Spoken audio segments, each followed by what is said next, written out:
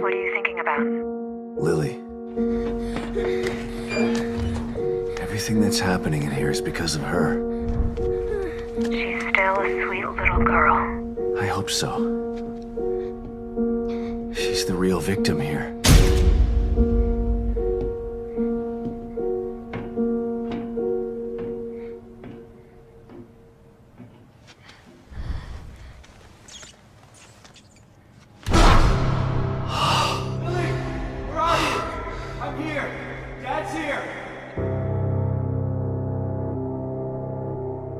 You are here for me, Dad. It's all your fault. You are a failure.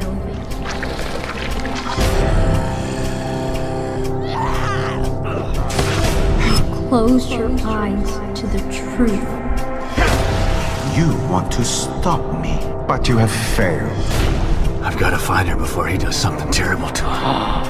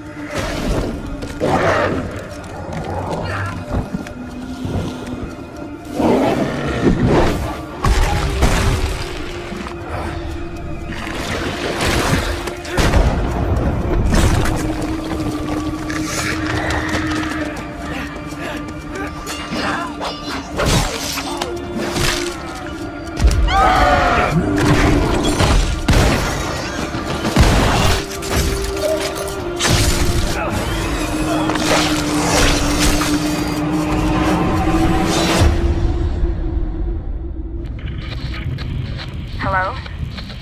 Sebastian, are you there? Lily?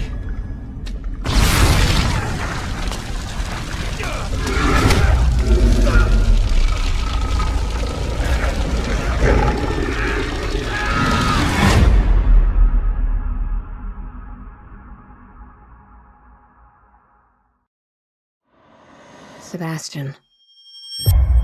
For 3 years since Beacon happened, you've been searching for answers. Searching for me. You didn't find what you were looking for because they didn't want you to. But I'm here now, and I have the answers you're seeking. Although I'm not sure you want to hear them. Mobius knows you've been following us. You think you have an understanding of how powerful they are. They're everywhere, and they've been watching you for a long time. There never was a rookie detective Julie Kidman. You know that now. I was working for them the whole time. You took me under your wing, trained me, trusted me, and in return, I betrayed you. I'm sorry, but you just don't say no to them. Mobius needs you now. And if you accept our offer, you'll get something in return. This isn't going to be easy, but... Long before we met, you lost your daughter, Lily. I know you'll find this hard to believe, but... she's still alive. We staged her death. We used her mind to create another STEM system. And now she's trapped inside it. Lily needs you. This is your chance to save her. To get back what you lost. But in order to do that, you're gonna need to go back into STEM. Again.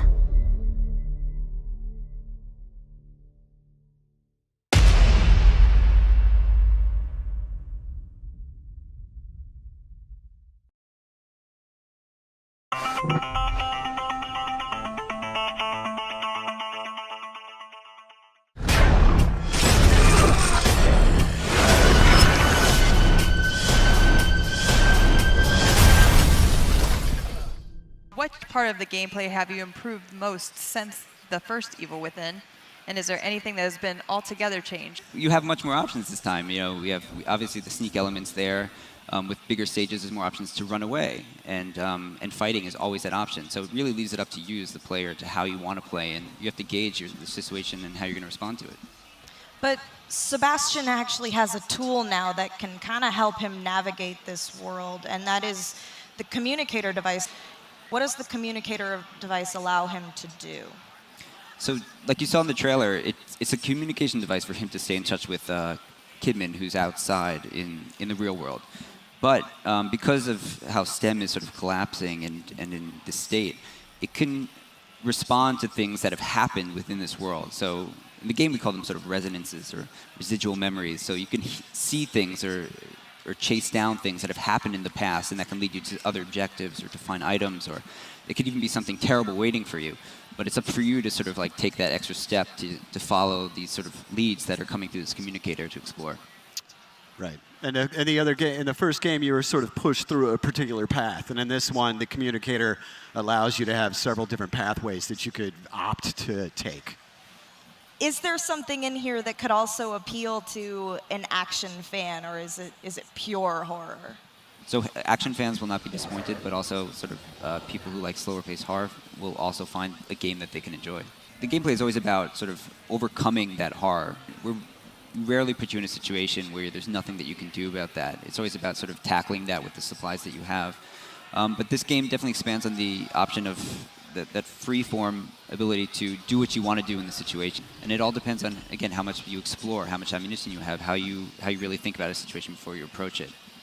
Will this rely almost entirely on gore, or will it be an emphasis on psychological horror and general creepiness? I think this time we really kind of pushed the psychological horror aspect much harder, I think, than the first game. Fans of gore and of the first game, there are scenes where you will not be disappointed, because it is a much more personal story for Sebastian, so there are a lot of things tied to him and the struggles that he's going through. And just the shape of the reality around you, it's much more tied to the sort of psychological feel that I feel this time. Is there still an upgrade system, and how does it work? And then, in addition to that, will we start off with only 5 seconds of sprinting? Yes, there will be an upgrade system in this game as well. And we're not going to announce exactly what they are yet, but it's not just parameter upgrades. We have some abilities that you can unlock and sort of customize how you play a little bit. And as far as 5 seconds of stamina, I think we upped it to 6. No. But it's definitely still something you need to be concerned about when you play. But you've got to have that in. You have to have that stress, that additional stressor on top of everything else. It's like, I'm running out of breath. What am I doing here? Ultimately, that's what humanizes Sebastian and makes him a cool character that we can play. Yeah, whatever, he's pretty roughed up, though. So. Yeah, I mean...